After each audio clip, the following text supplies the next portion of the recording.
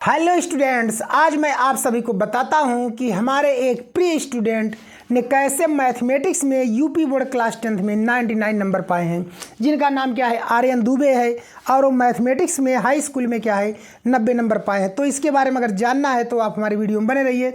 उनका पढ़ने का तरीका क्या था, उनको पढ़ाने का तरीका क्या था, इन सब बारे में बताता हूँ और कैसे बहुत ही आसान से ले आए। आखिर कौन कौन पुस्तक उन्होंने पढ़ा था गणित का, कि एक बुक केवल पढ़े थे, उसके अलावा और बहुत से बुक पढ़े थे, उनका कैसे आया 99 नंबर, इसके बारे में मैं आपको बताता हूँ। ठीक है, तो सबसे पहले जान लीजिए कि हमारा जो सिलेबस है वो NCERT बेस्ड है। वो NCERT के अकॉर्डिंग क्या है हमारा सिलेबस है, और जो बुकें हैं NCERT को छोड़कर सभी बुकें क्या है NCERT बेस्ड हैं। तो सबसे पहले हम जो प्राथमिकता देते हैं किस बुक की देते हैं, NCERT की देते हैं। मतलब कि मैथ की जो बुक है हमारी NCERT, उसको ज़्यादा हम प्राथमिकता देते हैं। ठीक है, NCERT में तो हमारा जो टारगेट होता है बच्चों को बहुत ज़्यादा प्रेशर न दे करके सिर्फ एक ही बुक पर प्रेशर देना होता है, जो कि मैंने इनके साथ भी वही किया था। इनके साथ भी क्या किया था, मैंने वही किया था। मैं कहा कि 10 बुक पढ़ने से अच्छा है सिर्फ आप एक ही बुक पढ़िए, और पढ़ने का मैं उनको स्टाइल बताया कैसे पढ़ना है। इसके बाद क्या है, मैंने कहा कि चैनल तो कभी किसी का मत देखना यूट्यूब, क्योंकि अभी तक मैं ऑफलाइन क्लास लेता था, आने वाले समय में मैं ऑनलाइन लूँगा। चैनल वाले इतना गुमराह कर देते हैं कि बच्चे को अंधकार में डाल देते हैं। जो बच्चा अगर 94, 95, 96, 99, 100 तक लाना चाहता है वो अभी नहीं ले आ पाता है। क्यों?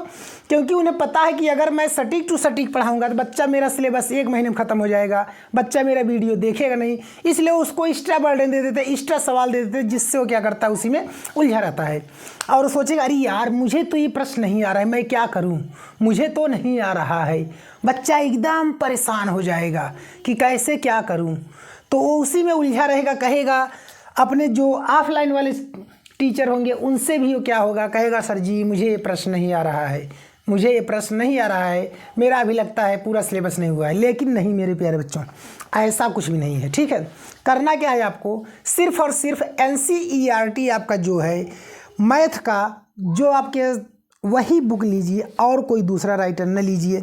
मैं और राइटर का नाम नहीं बताऊंगा क्योंकि यहाँ पे लाइव मतलब कि आपका वीडियो अपलोड कर रहा हूँ, तो इसलिए सिर्फ NCERT का नाम लूँगा।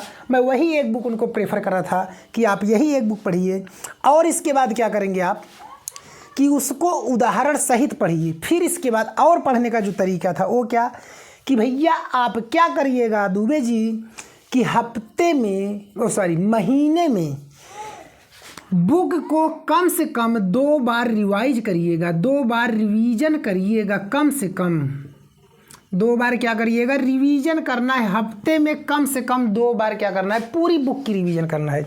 मतलब लेसन 1 से लेकर लेसन 14 तक पूरा बुक हफ्ते में 2 बार रिवीजन होना चाहिए।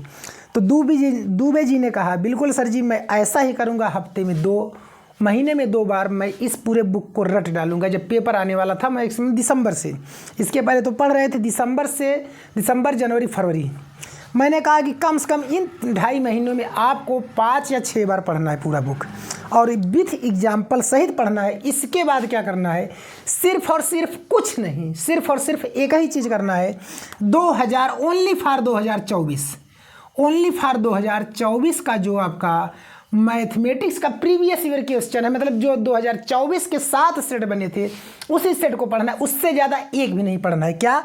उससे ज़्यादा एक भी नहीं पढ़ना है आपको, वही केवल 2024 का रिवीजन करिएगा सेट का। 23, 22, 19, 18 और 21 जो भी है उसको छोड़ दीजिएगा। क्यों? क्योंकि वो सिलेबस कटे हुए हैं और उसमें एक्स्ट्रा चीज़ें हैं, आप पढ़ेंगे कन्फ्यूज हो जाएंगे।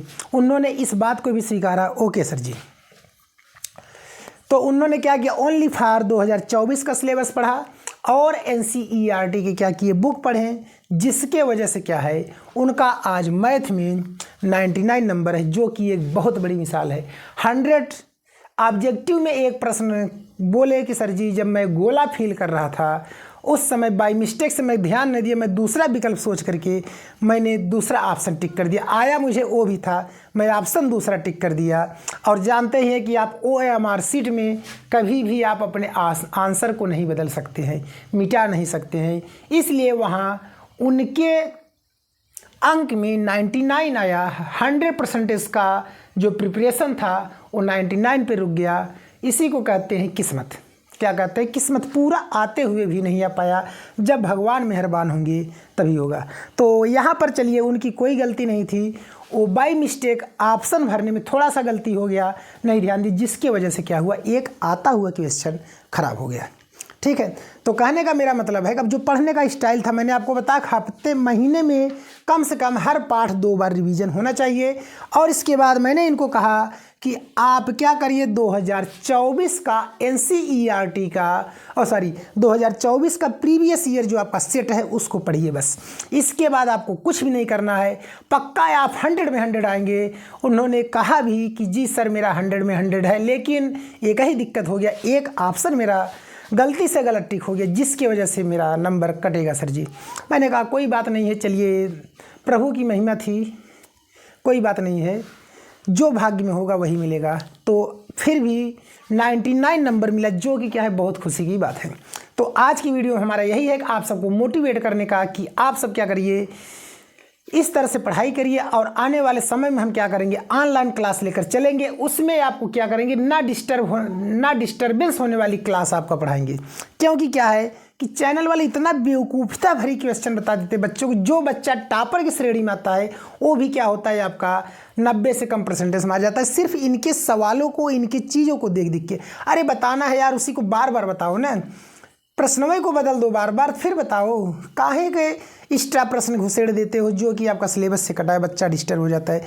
और तो और छोड़ दीजिए, और क्या करते हैं इसके बाद, वह जो NCERT का प्रश्न है उसको अपने मेथड से बताने लगेंगे, कहेंगे इस मेथड से सालगरियत आ जाएगा। मेरा एक स्टूडेंट और था नहीं थी, जिसका क्या था, मैं उसमें भी आशा किया था 100 में 100 आएगा, नहीं आया। लेकिन मैंने कहा, मुझसे बोली सर कि अगर मैं इसको दूसरे मेथड से लगाऊं तो क्या होगा, ज़रा मेरा ये चेक कर लीजिए क्या यह चीज़ सही है उत्तर की नहीं। मैंने कहा है उत्तर सही, मैं गलत नहीं कर सकता हूं इसको, लेकिन गलत नहीं कर सकता हूं, लेकिन ऐसा हो सकता है बोर्ड के पेपर में नहीं चेक हो, कट जाए।